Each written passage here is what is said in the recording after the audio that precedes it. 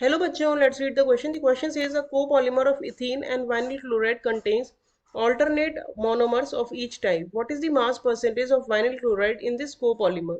Option A 69%, option B 82%, option C 39%, option D 62%. So first of all, let us check the key concept of the question. So key concept of this questions are copolymer and another is mass percentage. So how can you calculate the mass percentage of a particular component? So formula उसके लिए जो use करते हैं वो होता है mass of that component जिसका हमें मास परसेंटेज निकालना है। उस पर्टिकुलर कंपोनेंट का हम मास लेंगे and divided by total mass of the molecule और पॉलीमर और मिक्सचर मल्टीप्लाई बाय 100। ये फॉर्मूला होता है मास परसेंटेज का। Now let's check the complete solution of the question. तो क्वेश्चन में हमसे बोला है कोपॉलीमर। तो कोपॉलीमर होते हैं जो पॉलीमर दो डिफरेंट मोनोमर्स के मिक्सिंग से बनते हैं। तो यहाँ पे हमारे जो दो मोनोमर्स हैं वो हैं इथीन और वाइनिल क्लोराइड।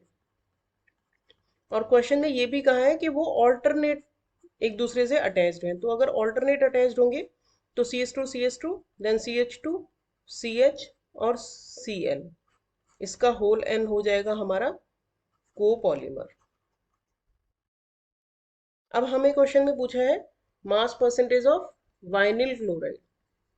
तो वाइनिल क्लोराइड जो है n नंबर ऑफ मॉलिक्यूल्स हमने लिए हैं, तो उसका अगर हम मास निकालें तो दो इसमें कार्बन है तो 12 इंटू टू प्लस 3 हाइड्रोजन से 3 इंटू वन प्लस एक क्लोरीन एटम है 35.5, तो इंटू में होल n।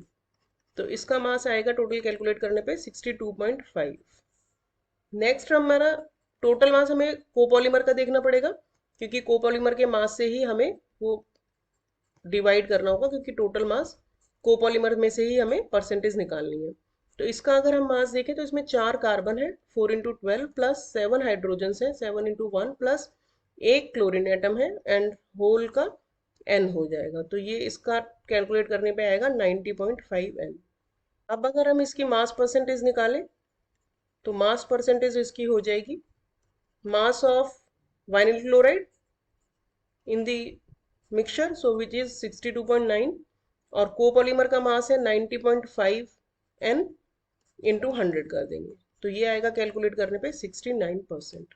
69% दिया है हमें ऑप्शन ए में, तो हमारा करेक्ट आंसर हो गया option A. Hope you understood the solution well, thank you.